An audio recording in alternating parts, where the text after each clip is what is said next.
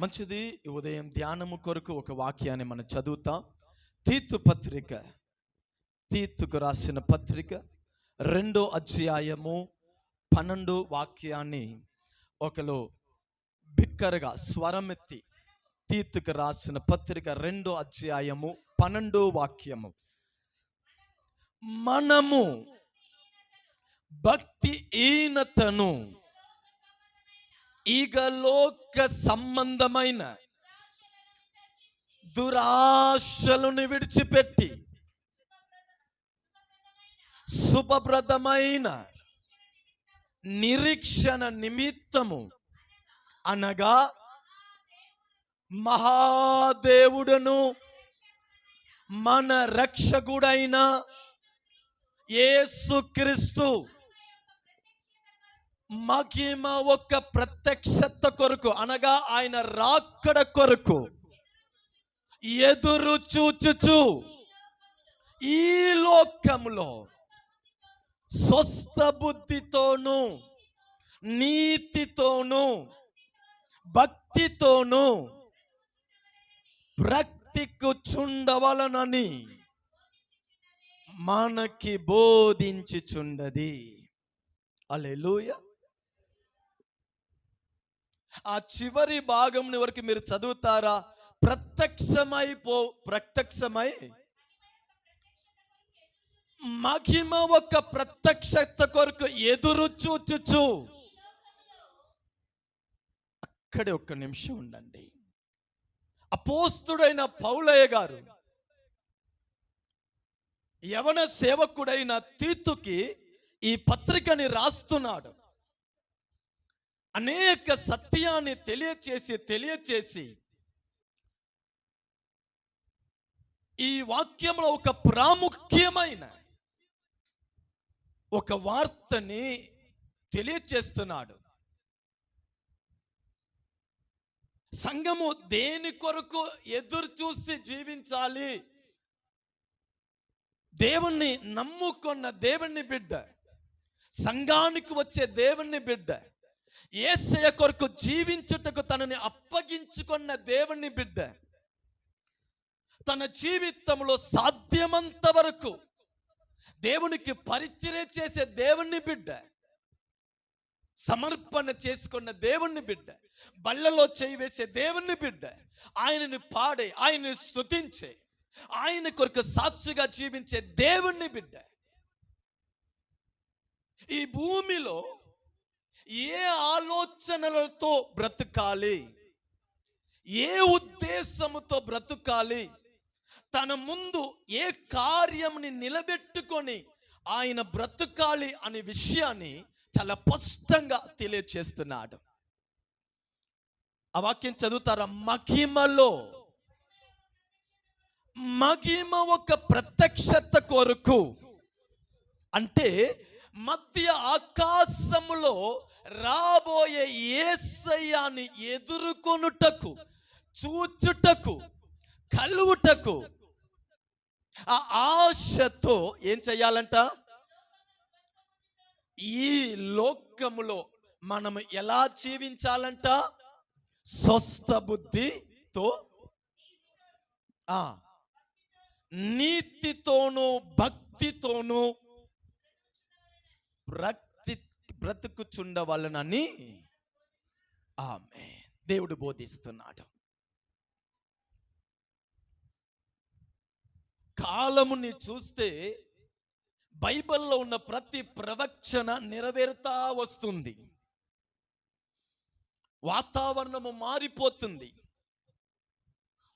యుద్ధ వార్తలు మనం వింటా ఉన్నాము. మనుషులు అప్పుడప్పుడుకి మారిపోతా ఉన్నారు. ఎప్పుడు వినని కొత్త కొత్త వార్తలు, కొత్త కొత్త వ్యాధి, కొత్త కొత్త వైరస్, ఏ కాలంలో వినని మరణ వార్త, ఏ కాలంలో కూడా చిన్నపిల్లలు ఇంతగా పాడైపోయారని మనం వినలేదు, కానీ ఈ కాలంలో మనం వింటున్నాం. ఇదన్నీ బైబిల్లో మనకి తెలియచేసిన సత్యము. ఈ సత్యం యొక్క ఉద్దేశం ఏమిటి? యేసయ్య, మహిమ కలిగిన యేసయ్య మధ్య ఆకాశంలో సంఘాన్ని తనతో పరలోకానికి తీసుకొని వెళ్ళుటకు త్వరలో రాబోతున్నాడు. హల్లెలూయా. త్వరలో రాబోతున్నాడు. ఆ వార్తని మన మనస్సులో మనం పట్టుకొని ప్రతిరోజు భక్తితో, నీతితో మనం జీవించాలంట. హల్లెలూయా. ఒక వ్యక్తి తగిన సమయంలో ఇల్లు కట్టాలి అని ఆ విషయాన్ని తన మనస్సులో పెట్టుకొని రాత్రి పగలు సంపాదించుటకు మొదలు పెడుతున్నాడు. ఆయన ఇంత తీవ్రంగా సంపాదించుటకు, డబ్బుల్ని సమకూర్చి పెట్టుటకు ఉద్దేశం ఏమిటంటే, ఆయన మనస్సులో ఒక కార్యం ఉంది, ఇల్లు కట్టాలి. మరో ఒక వ్యక్తి మనస్సులో, ఈ కాలంలో నా బిడ్డకి నేను వివాహం చేసి పెట్టాలి, ఇంత ధనము కావాలి అని రాత్రి పగలు కష్టపడుతున్నాడు. ఆయన కష్టపడుతున్నాడు. ఆయన ధనాన్ని సమకూర్చి పెట్టే ఉద్దేశం ఏమిటంటే, నా బిడ్డకి పలానా రోజులో నేను పెళ్లి చేసి పెట్టాలి. హల్లెలూయా. అంటే ఒక్కొక్క వ్యక్తి ఏదో ఒక ఆశ, ఏదో ఒక గురిని తన మనస్సులో ఉంచుకొని దాని కొరకు పరిగెత్తుతున్నాడు, దాని కొరకు ప్రయాసపడుతున్నాడు, దానిని గురించి ఆలోచిస్తున్నాడు. దానిని నెరవేర్చుటకే ఆయన రాత్రి పగలు కనిపెడతా ఉన్నాడు. హల్లెలూయా. కానీ పరిశుద్ధాత్మ దేవుడు సంఘానికి, దేవుని పిల్లలకి ఒక విలువైన మాటని ఇస్తున్నాడు. మనం అనేక కార్యాన్ని ఆలోచించినా, పని చేసినా, మన బ్రతికినా, మన హృదయాన్ని విడిచి దూరం అవ్వకుండా ఒక వార్త, ఒక సత్యము ఎల్లప్పుడూ మన దృష్టిలో, మన మనసులో ఉండాలంట. అది ఏమిటంటే, యేసయ్య మహిమ కలిగిన రాజుగా మధ్య ఆకాశంలో రాబోతున్నాడు. ఆయనని నేను ఎదుర్కోవాలి, ఆయనని నేను కలవాలి అనే ఉద్దేశముతో మీరు భక్తిగా, నీతితో ఈ భూమిలో ఏం చేయాలంట? జీవించాలి. హల్లెలూయా. ఏవండి, దేవుడు మనని రక్షించాడు. దేవుడు మన పాపాన్ని కడిగివేశాడు. దేవుడు మన దోషంని తొలగించేశాడు. దేవుడు మనకి ఒక నూతన జీవము ఇచ్చాడంటే, ఈ జీవితాన్ని ఎట్టబడితే అట్ట మనం నడిపించుకోవటానికి కాదు. అలా అంటే మనని ఎందుకు రక్షించాలి? అలాగంటే ఎందుకు దేవుడు పరలోకాన్ని విడిచి భూమి మీద రావాలి? అలాగంటే దేవుడు ఎందుకు మన కొరకు కొట్టబడాలి, ప్రాణం ఇయ్యాలి? అది కాదు ఉద్దేశం. ఆయన మరణించుటకు ఉద్దేశము, ప్రాణం ఇయ్యుటకు ఉద్దేశము, రక్తము కార్చుటకు ఉద్దేశము, నా పాపంని, నా దోషంని తన మీద తీసుకుంటానికి ఉద్దేశము. నాకు రక్షణ కలగాలి, ఆ రక్షణ జీవితము పరిశుద్ధంగా ఉండాలి, ఆ రక్షణ జీవితము సాక్షిగా ఉండాలి, ఆ రక్షణ జీవితము దేవునికి మహిమనిచ్చేనట్టు ఉండాలి, ఆ రక్షణ జీవితము మరలా పాపానికి వెళ్ళేనట్టు ఉండకూడదు. ఆ రక్షణ జీవితము ఆశీర్వాదంగా ఉండాలి. ఆ రక్షించబడిన వాడు కుటుంబము ఆశీర్వాదంగా ఉండాలి. ఆయన పిల్లలు ఆశీర్వాదంగా ఉండాలి. ఆయన జీవితంలో దేవుని చిత్తము నెరవేరాలి. ఆమేన్ చెప్పండి. హల్లెలూయా. రక్షించబడుటకు ముందు మన ఇష్టానుసారం, నా ఆలోచన, నా మార్గము, నా ఆశ, కానీ ఆయన రక్తముతో విమోచించబడిన తర్వాత, ఆయన సొత్తుగా మారిన తర్వాత, ఆయన పిల్లలుగా మారిన తర్వాత, ఆయనతో మనకు ఒక బంధము, ఐక్యత కలిగిన తర్వాత నేను మాత్రం అడుగు పెట్టకూడదు, కానీ నాతో యేసయ్య కూడా అడుగు పెట్టాలి. నేను మాత్రం ఆలోచించకూడదు, నా ఆలోచనలో యేసయ్య ఉండాలి. నేను మాత్రం తీర్మానించకూడదు, నా తీర్మానంలో యేసయ్య ఉండాలి. నా బలము మీద మాత్రం నేను ఆధారపడకూడదు, ఆయన బలము మీద నేను ఆధారపడాలి.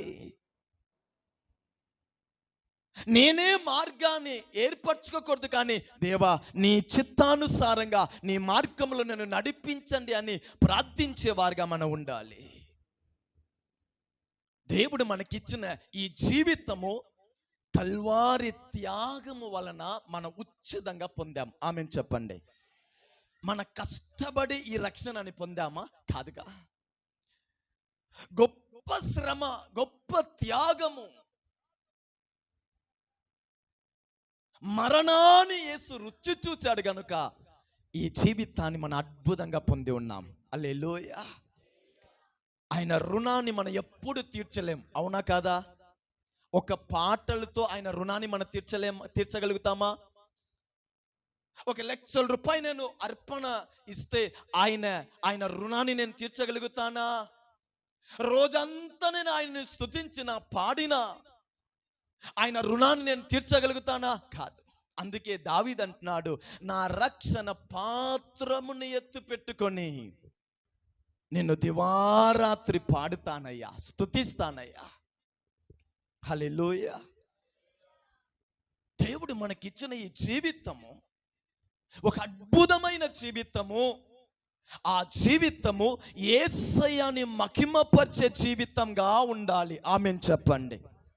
అందుకే ఆ వాక్యములో మనము భక్తితోను నీతితోను పరిశుద్ధంగా మన బ్రతకాలి అంటే, దేవుడు ఎలా బ్రతకాలి అని నోట్ చేస్తున్నాడంటే దాని అర్థం ఏమిటి?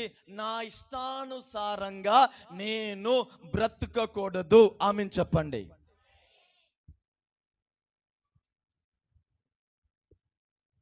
ఎందుకు మనం ఇలా బ్రతకాలి అంటున్నాడంటే, యేసయ్య మధ్య ఆకాశంలో ప్రత్యక్షమైపోతున్నాడు. ఆయన పిలుపుని మనం వినాలి. ఆయనతో సదాకాలము మహిమలో మనం జీవించాలి. ఇదే మన నిరీక్షణ, ఇదే మన గమ్యం. అందుకే ఈ ఆత్మీయ ప్రయాసము, అందుకే ఈ ఆత్మీయ అనుభవాలు. నా మాట మీకు అర్థమవుతుందా? అర్థమైందంటే ఒకసారి గట్టిగా స్తోత్రం చెప్తారా?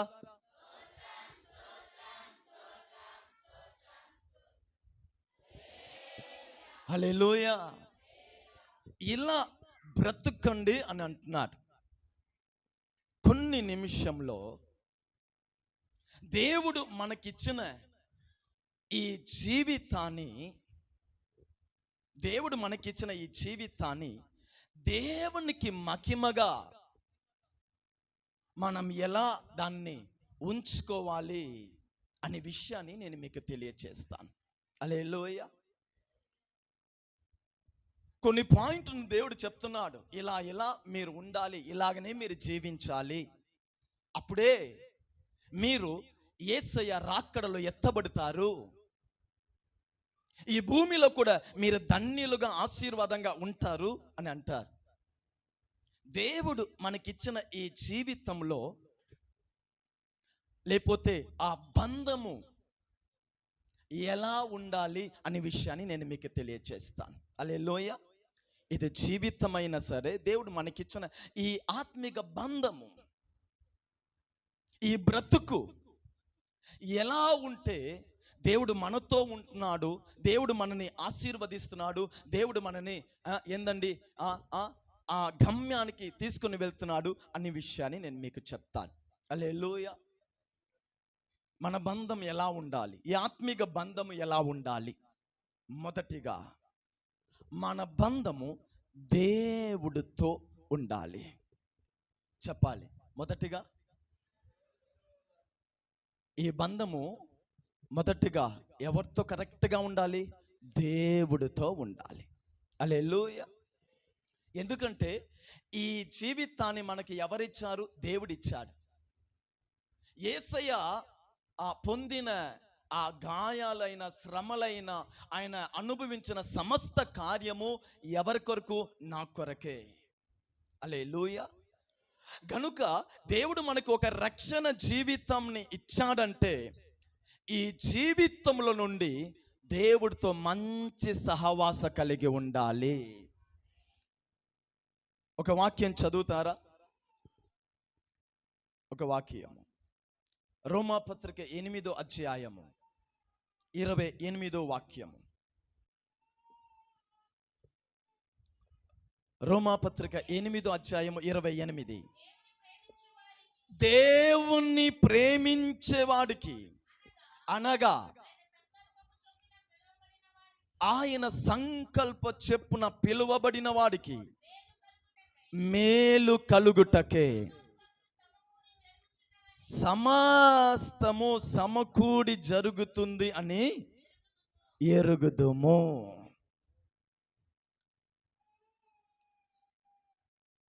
సమస్తము మేలుకే నీ జీవితంలో జరుగుతుందంట. ఎవరికంట? ఎవరికంట? ఆ వాక్యం స్టార్టింగ్ ఎలా అవుతుంది? దేవుణ్ణి ప్రేమించేవాడు.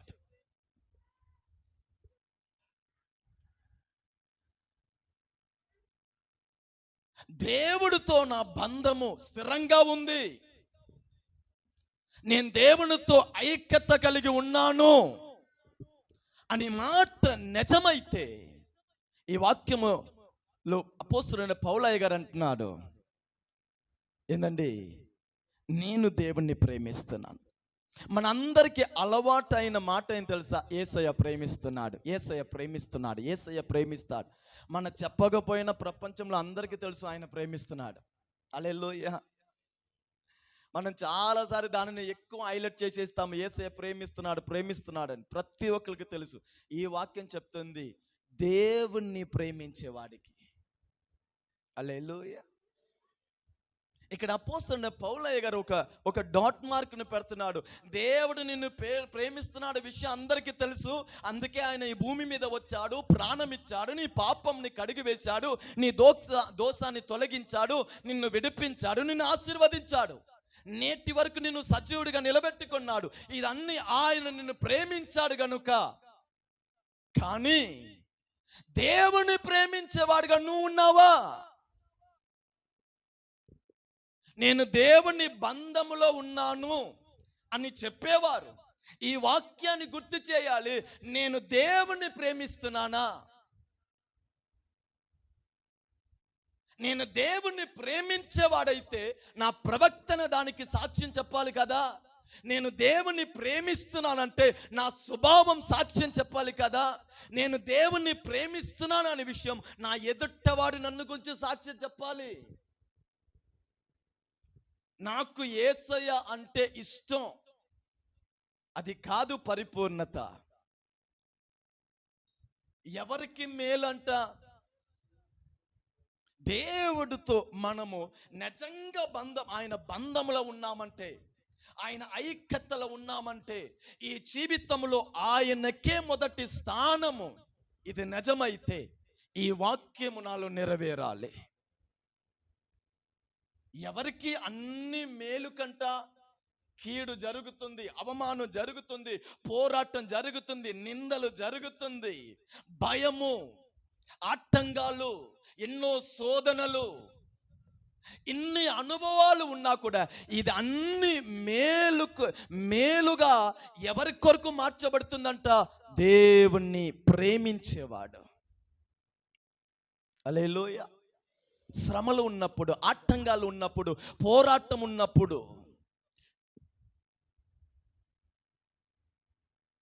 ఈ సమస్యల మధ్యలో ఆయనని ప్రేమించేవాడే నిజంగా దేవుణ్ణి ప్రేమించేవాడు.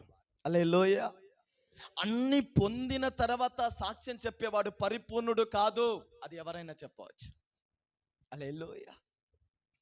నాకు అన్ని వచ్చిన తర్వాత, నేను బాగుపడిన తర్వాత, నా కోరిక నెరవేరిన తర్వాత, దేవుడు నాకు ఇలా చేశాడు, దేవుడు నాకు ఇలా చేశాడు, దేవుడు ఇలా చేశాడు, దేవుడికి స్తోత్రము అందరూ చెప్పవచ్చు. ఇంకా నేను మేలే చూడలేదు, మేలుకు బదులుగా నా జీవితంలో కీడు, సమస్యలు, కన్నీటి, అవమానం, పోరాటం, మార్గం తెలియట్లేదు, భయంగా ఉంది, చీకటి కమ్మినట్టు అనిపిస్తుంది.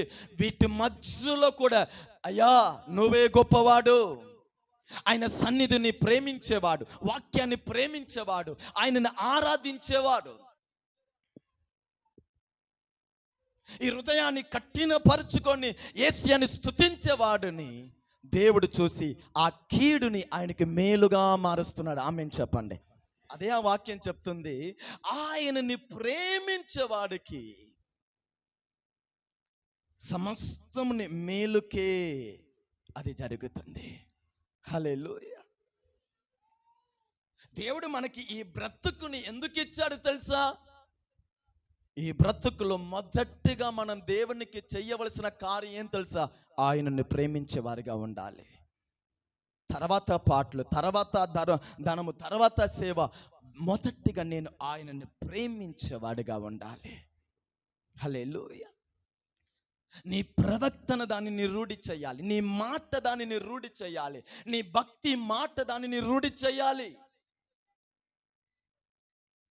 నిన్ను చూసేవారు చెప్పాలి, ఈయన నిజంగా దేవుడి కొరకు జీవించేవాడు. నీ అరుగు పొరుగు వారు, నీ చుట్టూ ఉన్నవారు చెప్పాలి నీ కార్యక్రమాన్ని చూసి, ఈయన దేవునికి మొదటి స్థానం ఇచ్చేవాడు.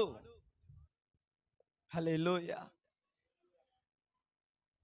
ఈ జీవితంలో మొదటిగా దేవుడితో మనము మంచి బంధము కలిగిన వారుగా ఉండాలి. హల్లెలూయా. ఆయనతో, ఆయన బంధములో మనం ఉన్నామంటే, ఆయనని ప్రేమిస్తున్నామంటే, ఈ సమస్త కీడుని నా దేవుడు మేలుగా మార్చివేస్తాడు, ఘనపరుస్తాడు. కానీ ఈ కీడు మధ్యలో నీ ప్రేమ మారకూడదు. ఈ సమస్యల మధ్యలో ఆయనని ఘనపరిచే ఘనతలో మార్పు రాకూడదు. ఈ పోరాటం మధ్యలో నీకు దేవుడి మధ్యలో ఉన్న బంధములో గ్యాప్ రాకూడదు. ఆయన సన్నిధికి నువ్వు దూరం అవ్వకూడదు, ఆరాధనకి దూరం అవ్వకూడదు, నీ తీర్మానానికి నువ్వు దూరం అవ్వకూడదు. అప్పుడు ఆయన చూస్తున్నాడు, వీటి మధ్యలో నన్ను ప్రేమిస్తున్నాడు గనుక సమస్తంని మేలుగా మార్చివేస్తున్నాడు. దేవుని పిల్లలు ఎదిగే కొలది మనలో ఎటువంటి స్వరం వినబడాలి తెలుసా? భక్తిలో, ఆత్మీయతలో, ఆరాధనలో, వాక్యంలో ఎదిగే కొలది మనలో ఎటువంటి స్వరము మన హృదయంలో నుండి కనబడాలి తెలుసా? అదే రోమా పత్రిక 8వ అధ్యాయము 36 నుండి చదవండి.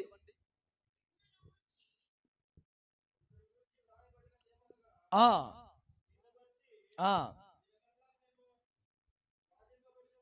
ఆ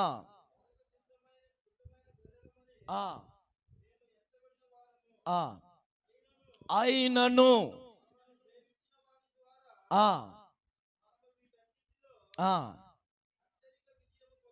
విజయము పొందుచున్నాము, మరణమైనను. చూడండి చూడండి, మనం దేవుని ప్రేమలో ఎదుగుతున్నామంటే దానికి కన్ఫర్మేషన్ ఇదంట. ఎవరు వాళ్ళు జీవితంలో నుండి బయట రావలసిన మాట ఇది. చదవండి ఆ మాట.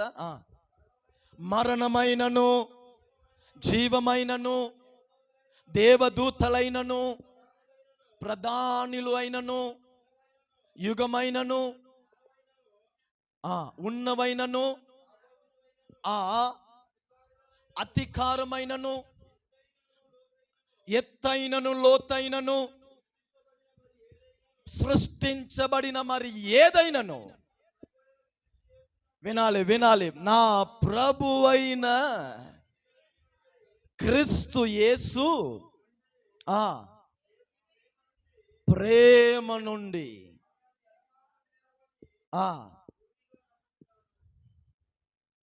ఇది పౌల్ స్టేట్మెంట్. ఇప్పుడు ఇది మన స్టేట్మెంట్గా మారాలి. చెప్పగలుగుతామండి, ఆయన బంధములో నేను ఉన్నాను అంటే ఈ మాట చెప్పాలి. ఏమండి, ఇక్కడ చెప్పబడిన ఏ విషయం మన దగ్గర రాలేదు, కానీ చిన్న చిన్న మనుషుని వలన మన ఆరాధనకి దూరం అయిపోతున్నాం కదా. పౌలు అంటున్నారు, మరణమైనను, జీవమైనను, దేవదూతలైనను, అధికారమైనా సరే, ఉన్న కార్యమైనా సరే, రాబోయే కార్యమైనా సరే, ప్రధాని అయినా సరే, మరి ఏదైనా సరే, కరువైనా సరే, గడ్గమైనా సరే, వస్త్రహీనత అయినా సరే, అలా ఒక లిస్టే ఆయన చెప్తాడు. హింస అయినా సరే, ఆకలిగా ఉన్నా సరే, వస్త్రం లేకపోయినా సరే, ఈ ప్రాణము అలాగనే కూలిపోయినా సరే, క్రీస్తు ప్రేమల నుండి నన్ను ఎవ్వరు ఎడబాయలేరు.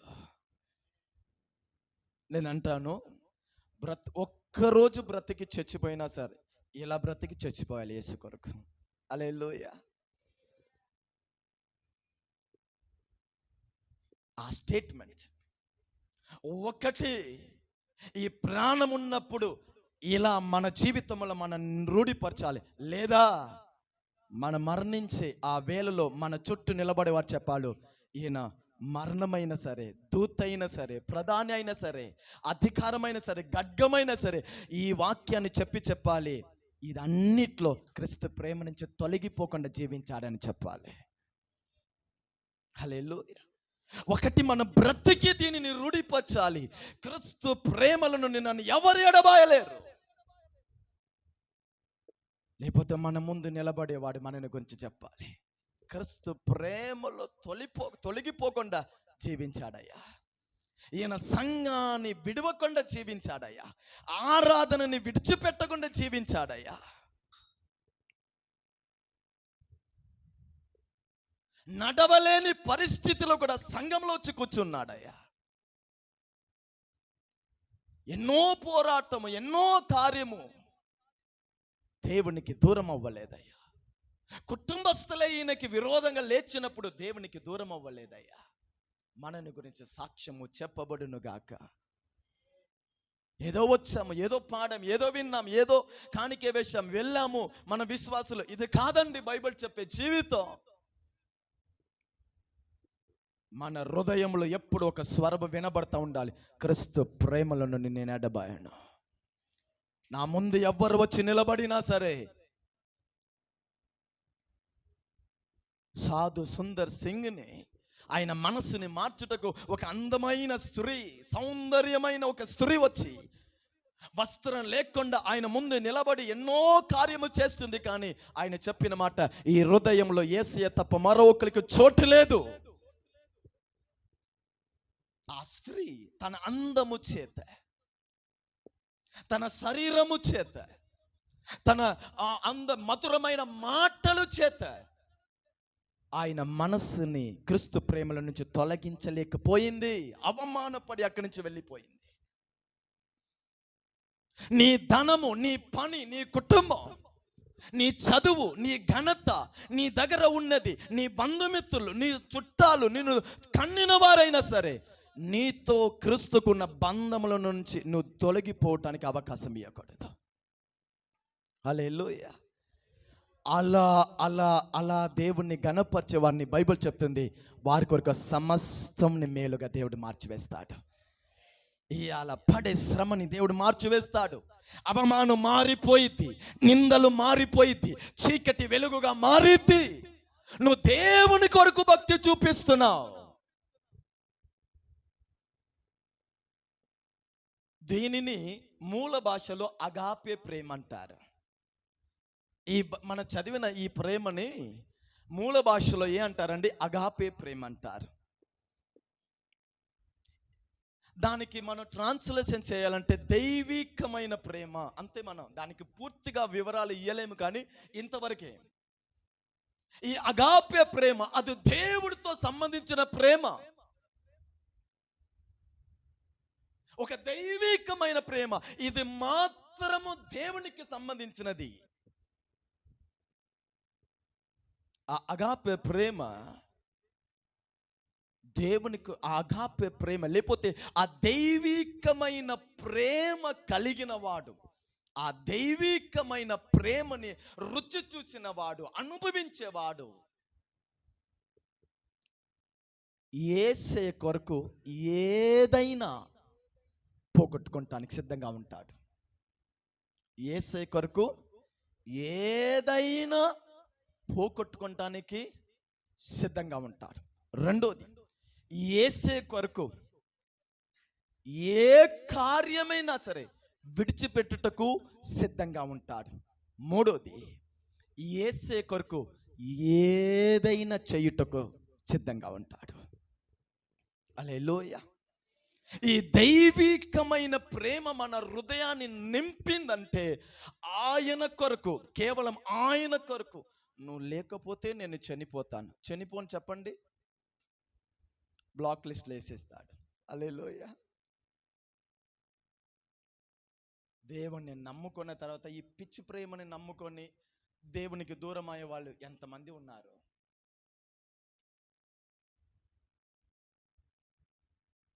ఈ దైవికమైన ప్రేమని అనుభవించే వారి దగ్గర ఈ మాయ మాటలని చెల్లదు, ఈ చిల్లరు ముచ్చట్లు అని ఆయన దగ్గర చెల్లదు, ఈ అట్రాక్షన్, ఈ ఏందండి ఈ మాలిస్ అదని చెల్లదు.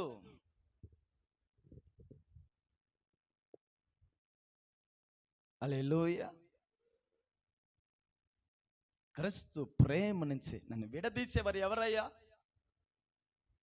అనుకోపోతే ఒక్కసారి మన కన్నుని మూసి మన హృదయంలో చేయి పెట్టి, కనీసం ఈ వాక్యం ముందు నేను కొంచెమైనా ఎదిగి ఉన్నానా అని మనల్ని ప్రశ్నించుకోవాలి.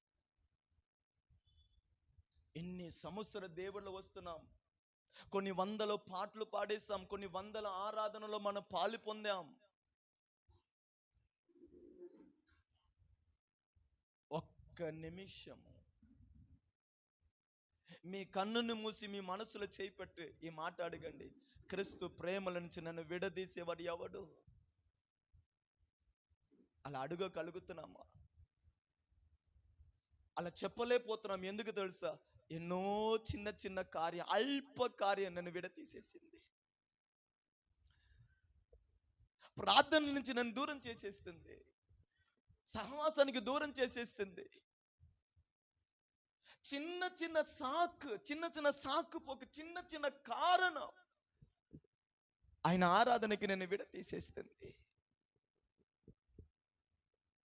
చిన్న చిన్న విషయం అండి. బైబిల్ చెప్పే మాట, క్రీస్తు ప్రేమ నుంచి విడతీసేవాడు ఎవరు? యేసే గొప్పవాడు గొప్పవాడని ఎన్ని కాలం ఇలా చెప్తా మనల్ని మోసం చేసుకుంటావు. ఆ ప్రేమ అనుభవానికి ఎప్పుడు మనం వస్తాం? నీలో ఈ మాట చెప్పాలి. నీ ముందు శోధన వచ్చేటప్పుడు, నీ ముందు ఏందండి ఆటంకాలు వచ్చేటప్పుడు చెప్పాలి, ఇది క్రీస్తుతో ఉన్న నా ప్రేమని తొలగించలేదు. కడవరి దినములో ఉన్నాం. ఈ జీవితం మీద నిర్లక్ష్యం చూపించవద్దు. క్రీస్తు ప్రేమ నుంచి నన్ను విడతీసేవాడు ఎవరు? ఏది కూడా విడతీయలేదు. ఆ రోషము, ఆ భక్తి, ఆ జీవితము మనలో దేవుడు సమృద్ధిగా అనుగ్రహించునుగాక. హల్లెలూయా. దేవుడు మనకి ఈ జీవితాన్ని ఎందుకు ఇచ్చాడు తెలుసా? మీ జీవితంలో మొదటిగా దేవుడితో మంచి బంధము కలిగిన వారుగా ఉండాలి. మంచి బంధము, ఆ దేవుడితో ఉన్న బంధము దైవికమైన ప్రేమలాది కట్టబడాలి. ఆశీర్వాదం మీద కట్టబడకూడదండి, హృదయములో నుండి కట్టబడాలి. ఆమేన్ చెప్పండి. ఆయన కొరకు ఏదైనా కోల్పోతానికి, ఆయన కొరకు ఏదైనా వదిలిపెడతానికి, ఆయన కొరకు ఏదైనా చేయుటకు ఈ దైవికమైన ప్రేమ ఎల్లప్పుడూ మనల్ని సిద్ధపరుస్తానే ఉంటాయి. అలా తనని అప్పగించుకున్నవారు, అలా దేవుడిని గణపరిచేవారు, నా బైబిల్ చెప్తుంది, సమస్తం వారికి మేలుగా నా దేవుడు జరిగిస్తాడు. వారి జీవితంలో మేలు దేవుడు ఖచ్చితంగా చూస్తాడు. రెండోది, దేవుడు మనకి ఈ జీవితాన్ని ఇచ్చాడు చూసారా, భక్తితోనూ నీతితోనూ పరిశుద్ధంగా మీరు జీవించాలి అన్నాడు. ఈ జీవితంలో మొదటిగా దేవుడితో మంచి బంధము కలిగి ఉండాలి. రెండోది, ఈ జీవితములో మన బంధం, రెండోది కుటుంబముతో మన బంధం కరెక్ట్గా ఉండాలి. మొదటిగా ఈ జీవితంలో దేవుడితో మంచి బంధము కలిగి ఉండాలి.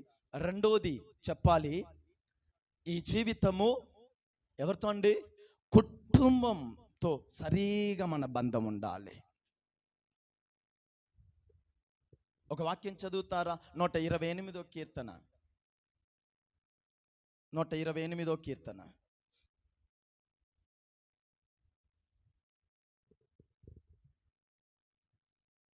4వ వాక్యం.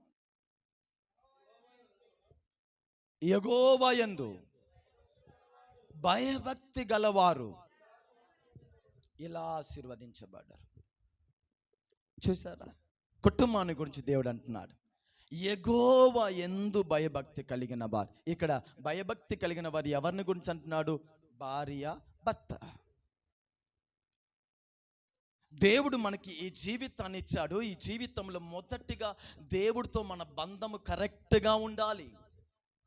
అది మారని ఒక బంధంగా ఉండాలి, విడదీయని ఒక బంధంగా ఉండాలి, స్థిరంగా ఆ బంధం ఉండాలి. ఆ బంధానికి కన్ఫర్మేషన్ ఏమిటి? ఆయన నేను ప్రేమించే విధానము. హల్లెలూయా. రెండోది, ఈ జీవితంలో కుటుంబముతో దేవుడు మన బంధం కరెక్ట్గా ఉండాలి.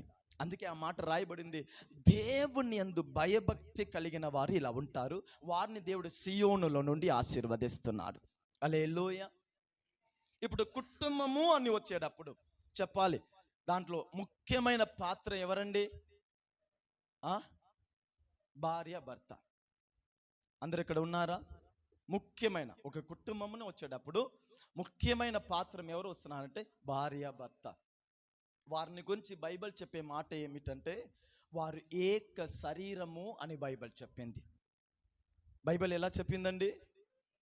ఏదో ఒకలాగా చూస్తున్నారు, బైబిల్ అలాగనే రాయబడింది. ఆది కాండము 2వ అధ్యాయము 21, 22లో ఏదో వారు ఆ వాక్యం చదువుతారా?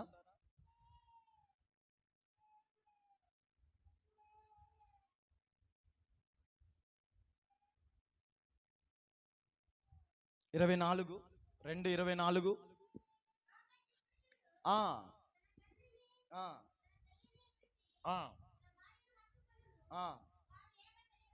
ఏక శరీరం, ఒక శరీరం అని బైబిల్ చెప్తుంది.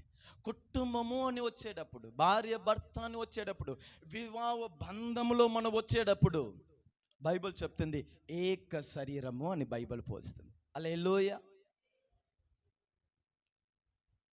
అంటే దీనిని అక్షర ప్రకారంగా శరీరంగా చూస్తే అతడు భర్త, ఈమె భార్య అంటాం. హల్లెలూయా. కానీ బైబిల్ ఆ కుటుంబ బంధాన్ని దేవుడు చెప్పేటప్పుడు వారు ఏకసరి వివాహం బంధములో వచ్చిన తర్వాత, హల్లెలూయా, ఆ నిబంధనలు వచ్చిన తర్వాత ఇరువరైన వారు ఎలా ఉన్నారంట? ఏక శరీరంగా ఉన్నారంట. హల్లెలూయా.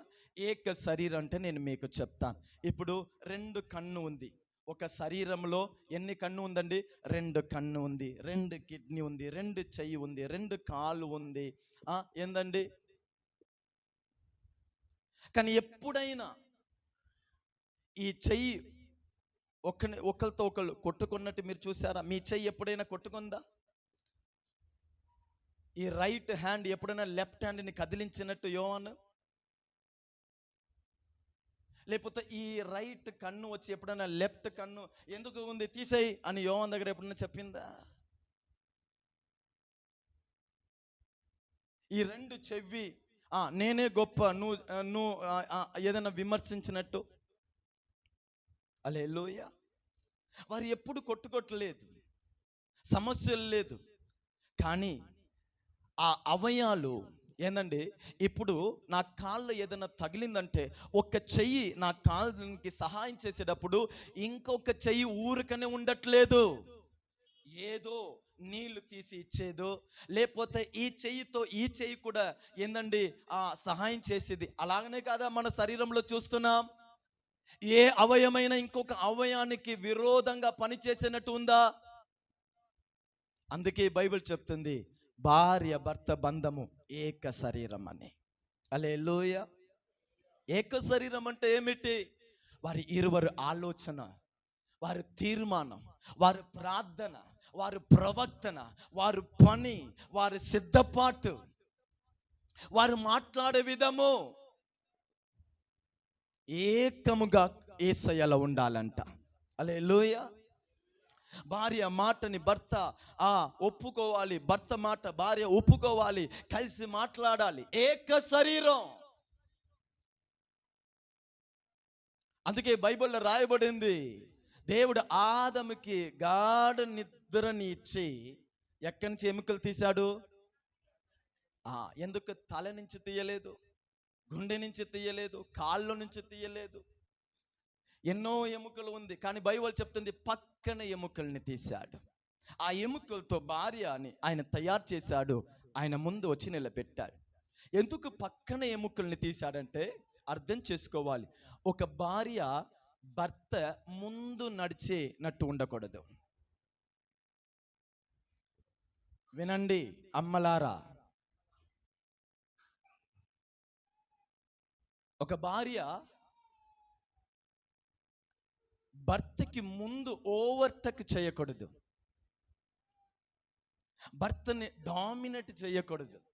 ఇంకొక మాట, కొన్ని అంటారు ఆయనకి ఏం తెలియదండి,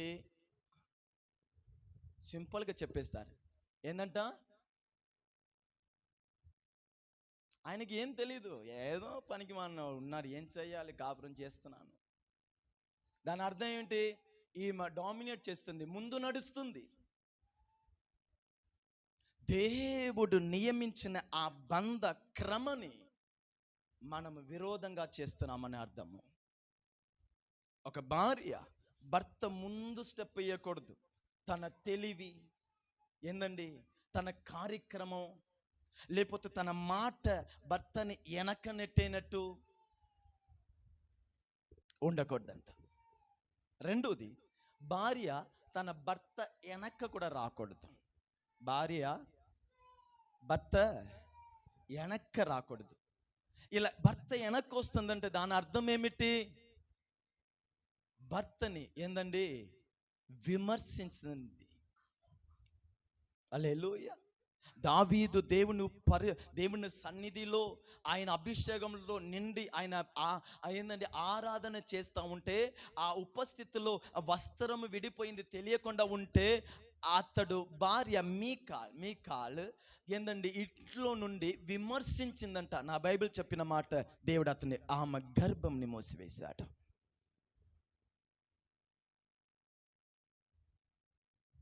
తన భర్త వెనక నుండి భర్తని విమర్శించే అలవాటు ఉండకూడదు.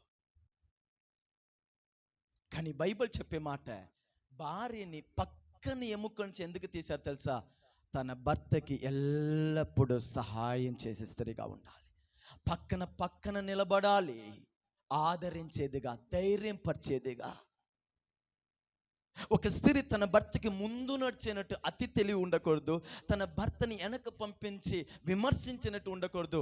కానీ బైబిల్ సృష్టిలో కుటుంబం ఎలా ఉండాలి? తన పక్కన ఉండాలి. ఆమేన్ చెప్పండి.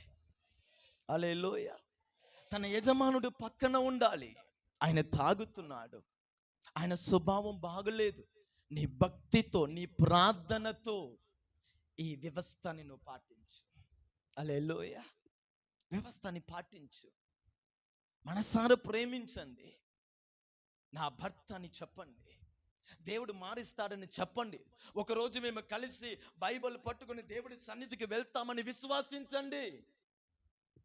నీ యథార్థ ప్రార్థనని విశ్వాసాన్ని దేవుడు కనపరుస్తాడు. హల్లెలూయా. పక్కన నిలబడుట మతలబ్ సహాయంగా ఉండుట. బైబిల్ చెప్పే మాట, మన కుటుంబ బంధము మనకి చాలా చాలా విలువైనది. అప్పుడే కుటుంబానికి సంబంధించిన ఆశీర్వాదాన్ని మనం పొందగలుగుతాము. హల్లెలూయా.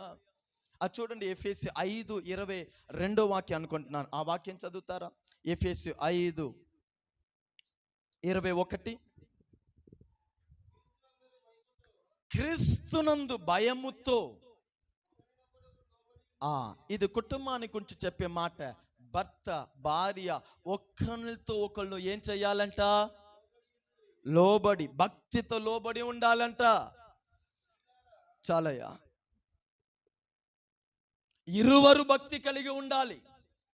ఒక కుటుంబం ఆశీర్వాదంగా ఉండాలంటే, పిల్లలు ఆశీర్వాదంగా ఉండాలంటే, ఆ కుటుంబంలో దేవుని దీవెన ఉండాలంటే, దేవుని కాపుదల ఉండాలంటే, దేవుని ప్రసన్నత ఉండాలంటే, దేవుని తోడు ఉండాలంటే, ఆ కుటుంబంలో భార్య భర్త ఇరువురు భక్తి కలిగి ఉండాలి. ఒకరిని సహాయం చేసేవారుగా, ఒకరిని ఒకరు అర్థం చేసుకునేవారుగా, ఒకరిని బలపరిచేవారుగా, ఎంకరేజ్ చేసేవారుగా, ఒకరిని ఒకరు క్షమించేవారుగా, ఒకరికొకరు భుజం చూపేవారుగా ఉండాలి. అప్పుడు ఆ కుటుంబము బ్యాలెన్స్ గా నిలబడుతుంది. లేకపోతే ఒక పక్కన పావు కిలో, ఇంకొక పక్కన కేజీ పెడితే తరాసు ఎలా ఉంటాయండి? ఈరోజు చాలా కుటుంబం అలాగనే, ఒకటేమో భర్త పైన కూర్చున్నాడు, భార్య కింద కూర్చుంది. వీళ్ళు ఇంకొకటే, భార్య కింద కూర్చుంది, భర్త పైన కూర్చున్నాడు. అది ఆశీర్వదించబడిన కుటుంబం కాదు. ఇరువురు దేవునికి లోబడాలి, భక్తిలో ఉండాలి. హల్లెలూయా. ఇరువురు మాట్లాడుకోవాలి, కలిసి ఆలోచించాలి. నేను ఇంకొక భయంకరమైన మాట మీకు చెప్పనా? దేవుడిచ్చిన ఈ కుటుంబ బంధములో, భార్య భర్త ఈ వివాహ బంధములో ప్రతిసారి అందరినీ కలుపుకోకూడదు. ఆమెన్ చెప్పరే? ఏందమ్మా ఉప్పు ఇలా అయిందంటే ఎమ్మటి అమ్మకి ఫోన్ చేసి ఓరా,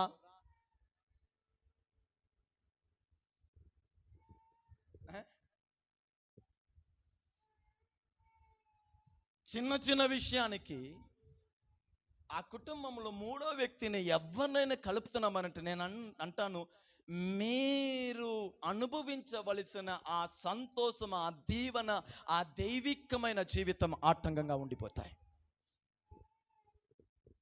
హల్లెలూయా. దేవుడు ఒక కుటుంబ జీవితాన్ని ఇచ్చాడంటే నిదానించే కృప నీకు ఉండాలి. హల్లెలూయా. కలిసిమెలిసి ప్రార్థించే అనుభవం ఉండాలి, ఆలోచించే అనుభవం ఉండాలి, నిదానించే అనుభవం ఉండాలి, సిద్ధపడే అనుభవం ఉండాలి. ఆమేన్ చెప్పరే? హల్లెలూయా. ఎందుకు తెలుసా? ఈరోజు సాతాను ఒక గురి దేని మీదంటే కుటుంబం మీద. ఒకవేళ ఈ ప్రసంగం మీకు ఫైర్ లాగా లేకపోవచ్చు, పర్వాలేదు. హల్లెలూయా.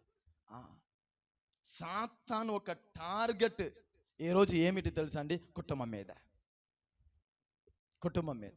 హల్లెలూయా. కుటుంబము నెమ్మదిగా, సంతోషంగా, ఐక్యతగా, కుటుంబంలో సమాధానము పునాది లాంటిది. చెప్పండి, కుటుంబంలో సమాధానము పునాది లాంటిది. కుటుంబంలో సంతోషము పునాది లాంటిది, సంతోషము పునాది లాంటిది. కుటుంబంలో ప్రేమ పునాది లాంటిది. ఇది మూడు మీరు ఎక్కడ కూడా సంపాదించలేరు, దేవుణ్ణి కృప తప్ప, దేవుణ్ణి సన్నిధి తప్ప. సమాధానము, సంతోషము, దివ్య ప్రేమ, దేవుని ప్రేమ, ఇది మూడు కూడా దేవుడు సన్నిధిలో తప్ప ఎక్కడ మనం సంపాదించలేము. ఇది మూడు పాడైందనుకోండి, ప్లేట్ కిచెన్ లో ఉండదు. హల్లెలూయా. భర్త డాబా మీద ఉంటాడు, భార్య ఏందండి నేల మీద ఉంటాయి, పిల్లలు ఏదో మంచంలో అక్కడెక్కడ పొరలంట. అదే ఇల్లుగా ఉండదు. సాతానికి తెలుసు, ఒక కుటుంబము విడిపోవాలంటే, గలిబిలిగా ఉండాలంటే దేనిని తీసివేయాలి. సమాధానం పాడైతే ఖచ్చితంగా వాడు తినటానికి ఇష్టపడడు. సమాధానం పాడైందంటే పని చేయటకు ఇష్టం ఉండదు. సమాధానం పాడైందంటే భార్యతో మాట్లాడటకు ఇష్టం ఉండదు. సమాధానం పాడైందంటే ఆయన మీద విరక్తి వచ్చేసిద్ది. కుటుంబము, ఒక కుటుంబంలో దేవుని ఆశీర్వాదం, ఇది దేవుని వలన ఆశీర్వదించబడిన కుటుంబం. డాబాని చూసి లెక్క వేయవద్దు, జీతాన్ని చూసి లెక్క వేయవద్దు, ఏందండి వస్త్రాన్ని చూసి లెక్క వేయవద్దు. వీళ్ళు దీవించబడిన వారు కాదు. ఆ భార్య భర్త మధ్యలో సమాధానం ఎలా ఉంది, ఆ భార్య భర్త మధ్యలో సంతోషం ఎలా ఉంది, ఆ భార్య భర్త మధ్యలో దివ్యమైన ప్రేమ. ఆ ప్రేమ ఉంటే భార్య, పొరపాటు అయిపోయింది, దీనిని ఎలా చెప్పాలని ఆమె కలవరపడతా ఉంటే మెల్లగా చెప్పేటప్పుడు భర్త అంటారు, ఇంతేనా, దీనికి ఎందుకు ఇంత టెన్షన్, ఏం కాదులే. దివ్యమైన ప్రేమ ఆ భర్తని ఏలుబడి చేస్తే ఇది జరిగిద్ది. క్షమిస్తారు. బలహీనతని మాట్లాడాడు, కానీ ఆ బలహీనతలో ఈయన బలంగా ఉండిపోతాడు. భర్త బలహీనతని భార్య మాట్లాడదు. ఏ భార్య తన భర్త బలహీనతని మాట్లాడుతుందో ఆమె భార్యగా ఉండుటకు అర్హత లేని స్త్రీ. తన భర్త మహిమని ఏంటంటే పడేసే స్త్రీ. ఒక దివ్యమైన భార్య, ఒక ఆత్మిక భార్య తన భర్త బలహీనతని దేవుడి దగ్గర చెప్పి ఏడ్చి ప్రార్థించాలి, కానీ ఎదుట వాళ్ళ ముందు కాదు, స్నేహితుల దగ్గర కాదు, చుట్టాల దగ్గర కాదు, కన్న తల్లి దగ్గర కూడా చెప్పకూడదు. దైవికమైన దేవుడి దగ్గర చెప్పండి. ఒకరోజు ఆయన కిరీటంగా మార్చబడతాడు. ఒకళ్ళు బలహీనతని క్షమించండి. ఒకరికొకరు అండగా ఉండాలి. ఈ బంధము దేవుడు మనకిచ్చిన శ్రేష్టమైన ఆశీర్వాదము. హల్లెలూయా. కొన్ని కుటుంబము వారానికి 3 పంచాయతీ అయినా ఆయన కుటుంబంలో జరుగుతూ ఉంటాయి. హల్లెలూయా. కానీ విషయం ఏమిటి అంటే ఏముండదండి, ఏముండదు. పంచాయతీ, ఇటు నుంచి 50 మంది అక్కడ రావాలి, ఇక్కడ నుంచి 50 మంది అక్కడ రావాలి, ఊరు మొత్తం చూడాలి. ఇది కుటుంబమా? దేవుడితో మన బంధం కరెక్ట్గా ఉంటే నేను అంటాను, రెండోది మన కుటుంబ బంధము ఆశీర్వదించబడినదిగా ఉంటాయి. హల్లెలూయా. ఆశీర్వదించబడినదిగా ఉంటాయి. ఇది ఒక తీర్మానం, ఇది ప్రార్థన చెయ్యాలి. నేను చెప్పనా, మనని ఇంకొకరు ఏలుబడి చేసినట్టు ఉండకూడదు. హల్లెలూయా. నువ్వు తీర్మానించి నడిచే స్థానానికి రావాలి. నువ్వు ఆలోచన పొంది చేసే స్థానానికి రావాలి. హల్లెలూయా. కొందరు పంపించబడే చెప్పి పంపిస్తారు. ఏదైనా తెలియచేసాయి, ముందు వాళ్ళని ఎన్కౌంటర్ చేయాలి. హల్లెలూయా. చెప్పే పంపిస్తారు. ఫోన్ చేసే అన్నని పంపించేస్తాను, బావ వచ్చేస్తారు, చెప్పే పంపిస్తారు. చాలా మంది భార్య భర్తగా సంతోషంగా అడ్జస్ట్ చేసి ప్రేమించుకొని క్షమించుకొని దేవుళ్ళ జీవించకుండా ఉండడానికి కారణం తెలుసా?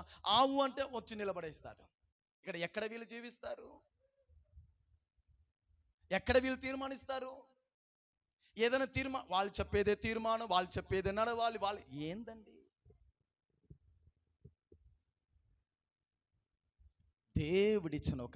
దేవుడిచ్చిన కుటుంబ బంధము అది దివ్యమైనది. ఆమేన్ చెప్పండి. ఈ భూమిలో దేవుని బంధము తర్వాత ఒక ఆశీర్వదించబడిన బంధం ఉందంటే నేను చెప్పన, దేవుడిచ్చిన కుటుంబము.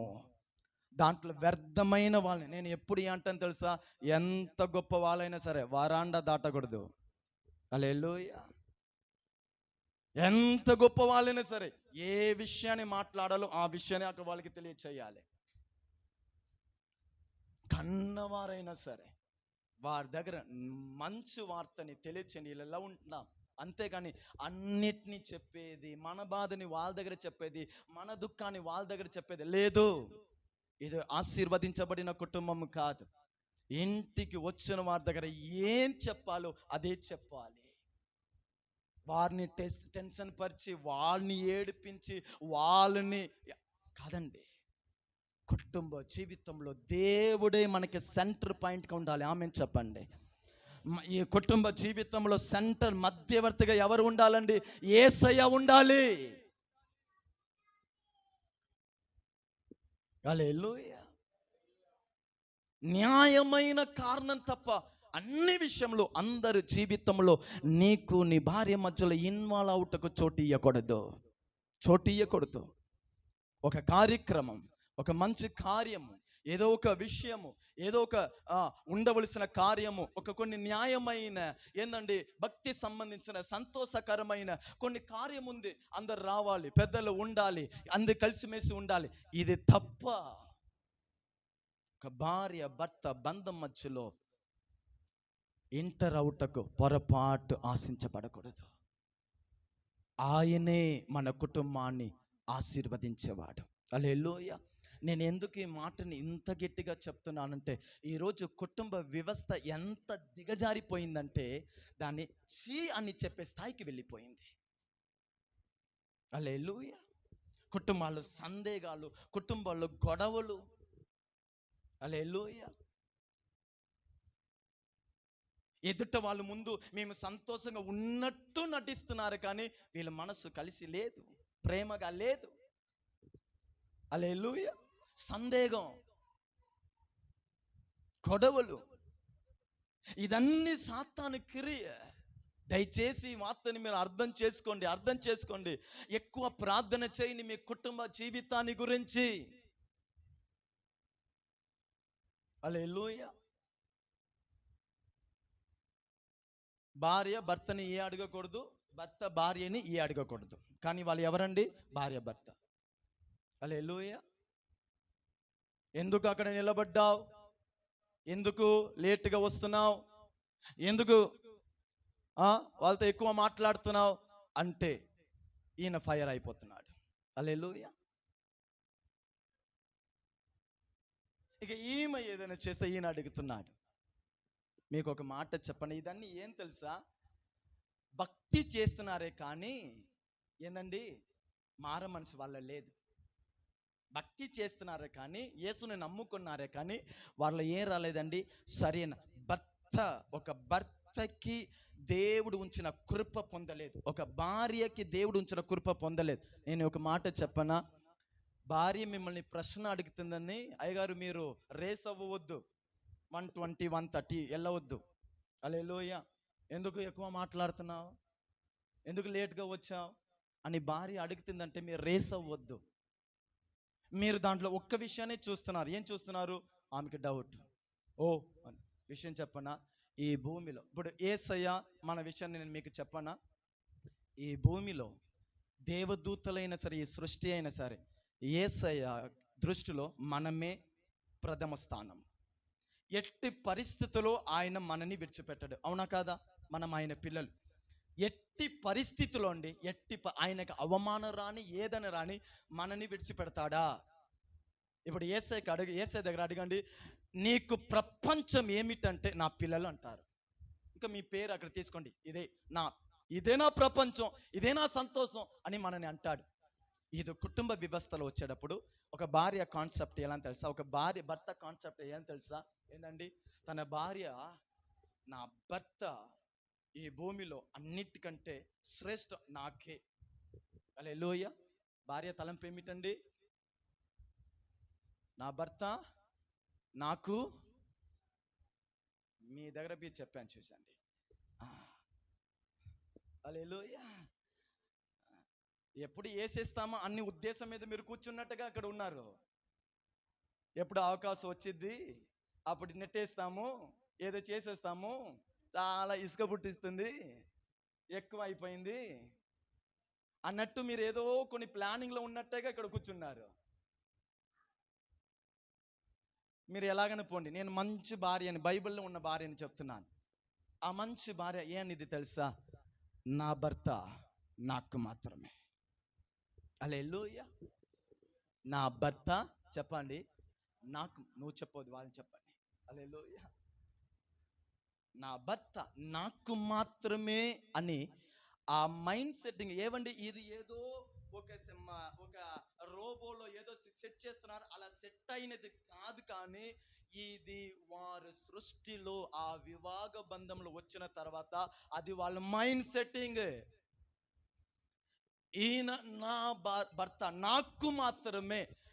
ఆ తలంపు వచ్చిన తర్వాతనే భయం, ఎవరైనా మార్చివేస్తారో అని భయం మీదే. ఎందుకు మాట్లాడుతున్నావు అయ్యా?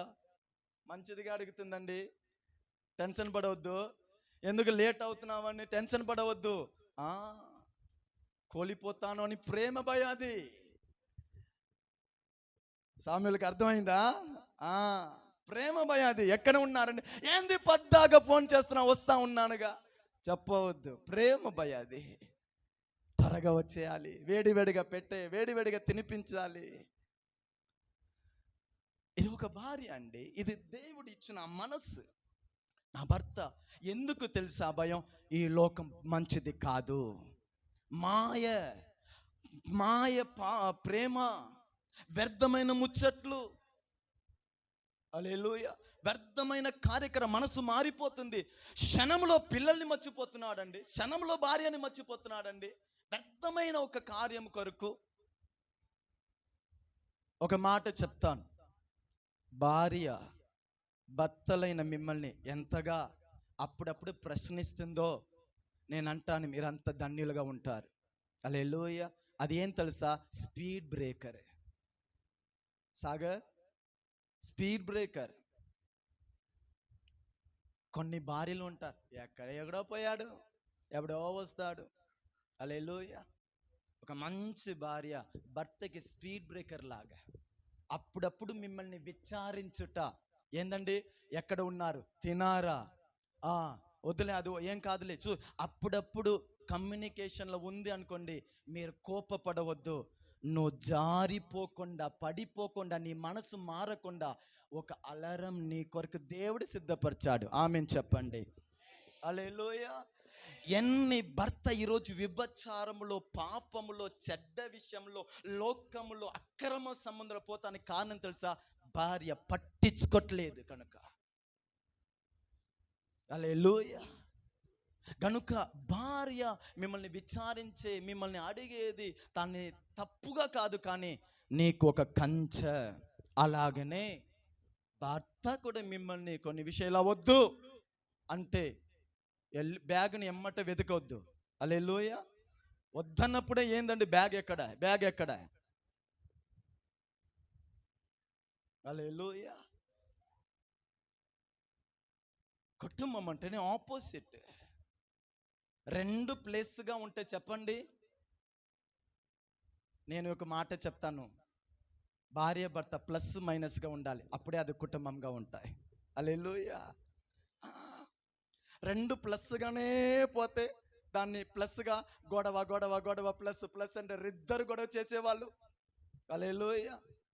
ఇంట్లో ఒక్కరు సేవింగ్ చేసే వాళ్ళు ఉంటారు, ఒక్కరు అలా ఉంటారు. హల్లెలూయా. కుటుంబం అలాగనే ఉంటాయండి. ఒక్కటి కుటుంబంలో భార్య సేవింగ్ చేసే అలవాటు ఉంటాయి, భర్త ఎగిరే ఏందండి అంటాడు. లేకపోతే ఈ కుటుంబంలో భర్త సేవింగ్ చేసేవాడిగా ఉంటాయి, భార్య అలా ఉంటారు. హల్లెలూయా. ఇద్దరు కూడా అలాంటి వాళ్ళు ఉన్నారనుకోండి, అర్థం చేసుకోండి. హల్లెలూయా. కుటుంబం చాలా ముఖ్యం, చాలా ముఖ్యం. మీరు ఏమనుకుంటున్నారు? ఉదయం చేయడానికి వెళ్ళాం, సాయంత్రం ఏదో కూలి వచ్చింది, ఏదో పప్పు ఉంది, పచ్చడి ఉంది, రాత్రి గడిపేస్తాం, ఇంకా ఉదయం కండవ తీసుకొని వెళ్ళిపోతాం అనుకుంటున్నారా ఏంది? కుటుంబాన్ని మోసం పోతారు. హల్లెలూయా. అద్భుతమైనది ఒక కుటుంబమే, పాడైన ఒక కుటుంబాన్ని మార్చగలిగిన ఏంటంటే శక్తి కలిగినది. నీ కుటుంబ వ్యవస్థ, నీ ప్రవర్తన, నీ అలవాటు ఎలా ఉండాలి తెలుసా? ఎదుట వాళ్ళు కుటుంబాన్ని నేను కూడా ఇలా మారాలని ఆశని పుట్టించినట్టు మన కుటుంబ జీవితం ఉండునుగాక. హల్లెలూయా. సమయం లేదు, చివరికి ఒక మాట చెప్తాను. దేవుడు మనకిచ్చిన ఈ బ్రతుకులో మొదటిగా దేవుడితో మన బంధము అది ప్రేమ కలిగినదిగా ఉండాలి. రెండోది దేవుడు మనకిచ్చిన ఈ జీవితము, రెండోది ఎలా ఉండాలండి? కుటుంబం బంధంలో కరెక్ట్గా ఉండాలి. మూడోది దేవుడు మనకిచ్చిన బంధములో ఎదుట వాళ్ళతో ఉన్న బంధము. ఈ మెసేజ్ నేను ప్రిపేర్ చేసేటప్పుడు ఈ మూడో పాయింట్కి ఎదుట వాళ్ళతో మన బంధము అని టైటిల్ వేసి బ్రాకెట్లో ఏం వేసా తెలుసా? లిమిట్ అని వేసాను. గుర్తుకొస్తే అది వేసేసాను. హల్లెలూయా. ఎందుకంటే ఇప్పుడు కంట్రోల్ ఎక్కడ లేదంటే ఎదుట వాళ్ళతోనే కంట్రోల్ లేదు. హల్లెలూయా. అందరితో కంట్రోల్ ఉంది. ఆరాధన 12:30 అయితే మేము కూర్చోము అంటే ఏంది? కంట్రోల్లో ఉన్నాడు. హల్లెలూయా. ఈయన వచ్చిన టైము చూడడు, ముగించే టైంని చూస్తాడు. హల్లెలూయా. ఈయన మిగాయల్ దూత కంటే గొప్పవాడు. హల్లెలూయా. వాస్తవానికి ఆరాధన 2 గంటలకు ముగించాలి. ఎందుకు? ఆరాధన అయిపోయిన తర్వాత భక్తులు వచ్చారు. కానీ చాలా మంది ఎలా ఉన్నారంటే, అన్నా మేము ఎప్పుడైనా వస్తాం, ముగింపు కరెక్ట్గా ఉండాలి. హల్లెలూయా. లేకపోతే వీళ్ళు నాకు ట్రాన్స్ఫార్మ్ ఇచ్చినట్టు ఇచ్చేయండి.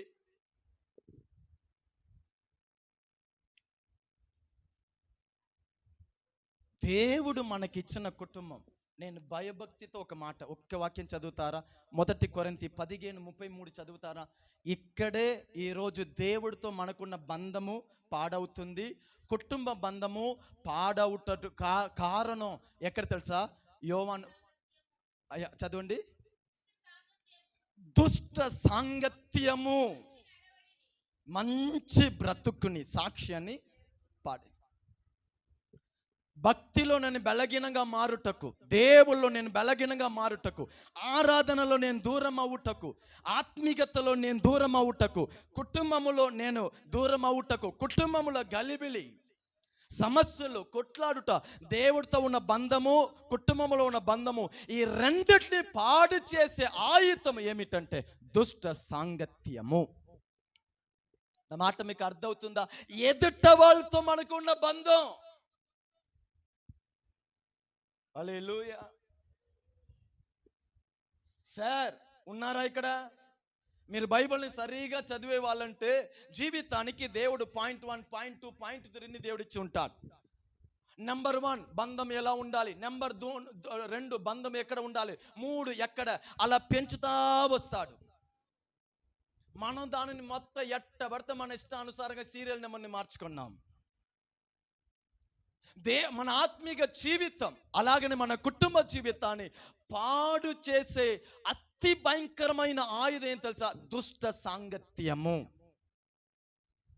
ఆ దుష్ట సాంగత్యం ముందు మీరు ఫేస్బుక్ని రాసుకున్నా మంచి వాళ్ళే, వాట్సాప్ని రాసుకోండి మంచి వాళ్ళే, ఇంకా ఏ ఉందో మొత్తం రాసుకోండి. హల్లెలూయా. వ్యర్థమైన మాటలు. 3వ వ్యక్తితో ఏమండి ఒక లిమిట్. అందుకే 3వ పాయింట్కి నేను లిమిట్ అని పెట్టాను. 15:33 1 కొరింథీ. ఒక దేవుని బిడ్డకి ఈ మాట చెప్పి నేను ముగిస్తాను. ఒక దేవుని బిడ్డకి ఒక్క తెలివి ఉండాలి. ఏం తెలుసా? నేను లిమిట్లో ఉన్నానా, లిమిట్ దాటినానా అనే అర్థమయ్యే తెలివి ఉండాలి. నా మాట మీకు అర్థమైందా? ఇప్పుడు నాకు వివాహం అయింది, నేను సేవకుడు, అదే టైంలో నేను ఒక భర్త. ఇప్పుడు నేను భర్త అంటే నా ఆలోచన నేను భర్త ప్రకారం ఉండాలి. నేను ఒక భర్త, నాకు ఒక భార్య ఉంది, పిల్లలు ఉన్నారు. అంటే ఇప్పుడు కుటుంబం అంటే ఒక లిమిట్ ఉంది. ఆ స్థానాన్ని నేను దాటుతున్నానా లేకపోతే ఇవతలే ఉన్నానా, ఆ తెలివి నాకు ఉండాలి. నా మాటలో నేను లిమిట్ దాటుతున్నానా, ఐక్యతలో లిమిట్ దాటుతున్నానా, సంభాషణలో లిమిట్ దాటుతున్నానా, నవ్వులో లిమిట్ దాటుతున్నానా? హల్లెలూయా. వెళ్ళే విషయం వచ్చే విషయంలో లిమిట్ దాటుతున్నానా? ఈ దుష్ట సాంగత్యము, దాన్ని అంగ్రేజీలో ఆపోజిట్ సెక్స్ అంటారు, ఎదుట వాళ్ళు. ఏమంది? నీ కొరకు ప్రాణం ఇచ్చేవాడు. నేను అంటాను, దేవదూతుడైనా సరే లిమిట్ దాటకూడదు. దేవుని దూత అయినా లిమిట్ దాటకూడదు. దేవుని మహాకృప. నేను ఈ మాట చెప్తున్నానంటే నా జీవితంలో కొన్ని లిమిట్ని పెట్టి ఉన్నాను. వాళ్ళు నన్ను ఏదైనా అనుకోండి, ఈ లిమిట్ నాకు ఇంతే ఉంటాను, ఇంతే మాట్లాడతాను, వీళ్ళతో ఇంతే మాట్లాడతాను, ఇక్కడే నేను వెళ్తాను, ఇక్కడ వెళ్ళను. నేను ఒక సేవకుడు, నాకు ఒక కుటుంబం ఉంది, నాకు ఒక సాక్ష్యం ఉంది. దేవుడు నాకు పిల్లల్నిచ్చి ఉన్నాడు, దేవుడు నాకు భార్యనిచ్చి ఉన్నారు. వీళ్ళు ఏ అనుకుంటారు, వాళ్ళు ఏ అనుకుంటారు, నాకు అది అనవసరం అండి. నాకు ఒక లిమిట్ ఉందండి. ఈ ఫోన్ నా దగ్గర ఉంది, ఒక లిమిట్ ఉందండి, ఇదే మాట్లాడతాను. ఏంది వాట్సాప్లో అలా ఏదో కొంచెం మాట్లాడతాను, నేను దుఃఖపడతానండి. దేవుడు సన్నిధిలో చెప్తున్నాను. కొన్నిసార్లు ఫ్రీగా ఉన్నప్పుడు జస్ట్ ఆ వాట్సాప్లో యూట్యూబ్లో జస్ట్ ఆ చిన్న చిన్న క్లిప్స్ చూస్తూ ఉంటాను. అయిపోయిన తర్వాత నేను బాధపడేవాడండి. దేవుడు ముందు చెప్తున్నాను, ఎందుకు చూడాలి? ఇది ఎక్కువ చూసేసాను. దేవుడి సన్నిధిలో బాధపడ ఒక వాట్సాప్ విషయంలో నేను బాధపడేవాడండి. వాట్సాప్ అదే సారీ అసలు నేను చూడను. యూట్యూబ్ విషయం చూడకూడదా? అలా కాదు, తప్పు చూసాను కాదు. ఎందుకు ఇంత? నేను ఒక సేవకుడు కదా. ఒక సేవకుడుగా నేను మీకు చెప్తాను, లిమిట్ దాటవద్దు. దీని వలన 2 అపాయం: నీ కుటుంబము, రెండోది నీ ఆత్మీయ జీవితం. నీతో మాట్లాడుటకు చాలా మంది ఉంటారు, కానీ నువ్వు సెలెక్ట్ చేయాలి ఎవరితో మాట్లాడితే నీకు మంచిది. నా మాట మీకు అర్థమైందా? నాతో మాట్లాడటానికి చాలా మంది ఉన్నారు, చాటింగ్ చేస్తానికి చాలా మంది ఉన్నారు, ఏందండి కాల్ మాట్లాడడానికి చాలా మంది ఉన్నారు. వాళ్ళు ఇష్టపడని నేను సెలెక్ట్ చేయాలి ఎవరితో మాట్లాడితే నా ఆత్మీయతానికి, నా భక్తికి, నా అభిషేకానికి, నా కుటుంబానికి సేఫ్టీ. ఎవరితో చాటింగ్ చేస్తే నాకు నచ్చని కార్యం ఏం తెలుసా? ఫోన్ చేస్తారు. ఏందయ్యే విషయం ఏంటంటే ఊరకనే. ఎంత దరిద్ర మాట తెలుసా? నీకు పని పాట లేదంటే ఎక్కడైనా పోవచ్చు, కానీ అసలు ఫోన్ చేసి పని చేసేవాడిని దాన్ని దీన్ని కదిలించేది ఏమిటి? గత దినములో ఏదో ఆరోగ్యం బాగలేదు, అప్పుడు ఏదో పని నిమిత్తం మర్చిపోయాము, ఫోన్ చేసి అయ్యా పోయినవారు బాగలేదంట. ఏదో ఒక న్యాయమైన ఒక రీజన్ ఉండాలి, కానీ ఇలా పనికి వెళ్ళలేదు, ఇంట్లోనే ఉన్నాను, ఊరకనే చేశాను. ఆ సాతాను ఈయన రూపంలో మాట్లాడుతున్నాడు, వేరేం కాదు. పాడై ఉన్నాడు, ఇప్పుడు పని చేసి నిన్ను పాడు చేస్తానికి జస్ట్ లింక్ వేశాడు. అటువంటి కాల్ వచ్చేటప్పుడు అర్థం చేసుకోండి, నీ లిమిట్ని దాటుటకు ఆటంకం వచ్చేసింది. భయభక్తితో చెప్తాను, లిమిట్ దాటవద్దు. నీ లిమిట్ నీకు అర్థం అవ్వాలి, నీ నవ్వు నీకు అర్థం అవ్వాలి. నేను ఎందుకు నవ్వుతున్నాను? నేను సేవకుడితో కూడా ఈ మాట చెప్తానండి, ఒక విశ్వాసికి చెప్తాను, ఏ సేవకుడైనా సరే లిమిట్ దాటకూడదు. నీ ఆత్మీయ తండ్రితో సేవకుడితో ఉన్నట్టు ఇంకొక సేవకుడితో ఉండకూడదు. విరోధించాలని చెప్పను, లిమిట్ దాటకూడదు అంటాను. ఇప్పుడు చాలా మంది కొత్త వాళ్ళు లేచారు, లేస్తే సిస్టర్కి ఫోన్ చేస్తారు. హల్లెలూయా. సిస్టర్కి ఫోన్ చేసి బ్రదర్ ఉన్నారా, అది బ్రదర్కి ఫోన్ చేసి అడగవచ్చుగా. ఉదయం లేచాను, ఏదో ఎక్కడ బయలుదేరితే మీరు గుర్తుకొచ్చారు, మరి నేను రాత్రి ప్రేయర్కి వచ్చేటప్పుడు ఎందుకు గుర్తు చేయలేదు? మాయ నిండిన లోకంలో మనం ఉన్నాం. దేవుడు గుర్తు చేశారు, ఫోన్ చేశాను, ఫ్రీగా ఉన్నారా? ఇవన్నీ మన జీవితాన్ని చెత్త కంటే దిగజారిన స్థానానికి తీసుకొని వెళ్ళిపోయింది. ఒక ఫోన్ వస్తుందంటే స్త్రీలకి నేను అంటాను, ఒక ఫోన్, ఒక సేవకుడే ఫోన్ చేసిన ముందు నువ్వు అడగాలి, మా ఆయనకి ఫోన్ చేశారా? నా మాట మీకు అర్థమైందండి? ఏమండి నేనే మీకు ఫోన్ చేశాను, అన్నే ఫోన్ చేస్తున్నా, ఒక మాట అడగాలి. ఆయన బయట వెళ్ళారన్న, ఏందన్న విషయం నేను చెప్తాను. ఫోన్ కాల్ జాగ్రత్తగా ఉండాలి, నీ లిమిట్ దాటకూడదు. నీ ముందు మాట్లాడే మాట అర్థం ఏమిటి నీకు అర్థం అవ్వాలి, ఆయన డైలాగ్ నీకు అర్థం అవ్వాలి, ఏ ఉద్దేశంతో మాట్లాడతాం అర్థం అవ్వాలి, నీ ముందు ఆయన చూసే చూపు నీకు అర్థం అవ్వాలి. నీ ఆత్మీయ జీవితము, కుటుంబ సాక్ష్యాన్ని పాడు చేసేసింది. మరలా దానిని మనము పైకి తీసుకొని రాలేము. ఎందుకు తెలుసా? గొప్ప త్యాగం నిచ్చి దేవుడు మనల్ని సంపాదించాడు. ఆమెన్ చెప్పండి. కనుక ఈ జీవిత విలువని అర్థం చేసుకోండి. తమ్ములకి నేను చెప్తాను, చెల్లెలకు నేను చెప్తాను, దేవుడితో నీకున్న బంధము, ప్రేమ రోజు రోజుకు పెంచుకో, రోజు రోజుకి పెంచుకో. నన్ను ఎవ్వరు విడదీయలేరు అని నువ్వు చెప్పే స్థానానికి నువ్వు రావాలి.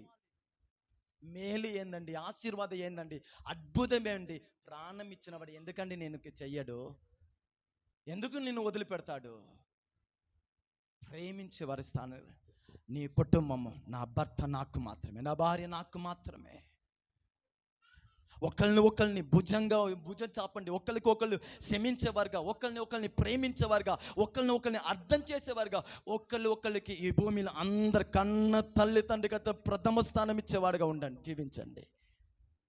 చివరిగా చెప్తాను, ఇది రెండుని మీరు కాపాడుకోవాలంటే ఎదుట వాళ్ళతో లిమిట్. పని స్థలంలో భయముతో, నిజమాట చెప్పనా, 10 మంది నీ పని స్థలంలో ఉన్నారంటే ఖచ్చితంగా ఒకళ్ళిద్దరు నేను చెడ్డగా చూసేవారు, పడేసే వాళ్ళు ఉంటారు. అది అబ్బాయిలైనా సరే, అమ్మాయిలైనా సరే. 10 మంది నీతో పని చేస్తున్నారంటే 8 మంది నిన్ను చెల్లిగా చూస్తారు, ఒకవేళ అక్కగా చూడవచ్చు. ఒక్కడైనా ఇద్దరైనా ఇచ్చతో చూసే వాళ్ళు ఉంటారు. దేవుని కృప నీకు ఉంటే దానిని నువ్వు అర్థం చేసుకోగలుగుతావు. దేవుళ్ళను నిన్ను మరువు చేసుకుంటా. అందుకే మన చుట్టూ ఉన్న మనుషులతో లిమిట్, మన చేతిలో ఉన్న ఫోన్తో లిమిట్, నీ చాటింగ్ లిమిట్, నీ మాటల లిమిట్. స్నేహితులు నేను వద్దని చెప్పను. బైబిల్ స్నేహితుని గురించి మాట్లాడింది, కానీ బైబిల్ అదే స్నేహితుని గురించి చెప్తుంది. క్రీస్తు కొరకు ఆ స్నేహితులను సంపాదించాలి, కానీ ఆ స్నేహితుడు అలవాటుకు నీ జీవితాన్ని అమ్మి వేసే స్థానానికి నువ్వు ఉండకూడదు. నువ్వు స్నేహం చేస్తున్నామంటే నీ ప్రార్థన, భక్తి, అభిషేకము తగ్గిపోకుండా ఎదుగుతా ఉండాలి. ఆమేన్ చెప్పండి. ఎందుకు తెలుసా? ఇది కడవరి దినము గనుక నేను ఈ మాటను చెప్తున్నాను. భక్తి కలిగిన వారుగా, నీతి కలిగిన వారుగా, పరిశుద్ధంగా ఈ జీవితాన్ని మీరు కట్టుకోండి. ఎందుకు? యేసయ్య మధ్య ఆకాశంలో అతి త్వరలో ప్రత్యక్షమైపోతున్నారు. అందరికి మోకరిస్తారా? చిన్న ప్రార్థన. అందరు మోకరించి చిన్న ప్రార్థన. దైవమా నీకు స్తోత్రం, దైవమా నీకు స్తోత్రం, దైవమా నీకు స్తోత్రం, దైవమా నీకు స్తోత్రం.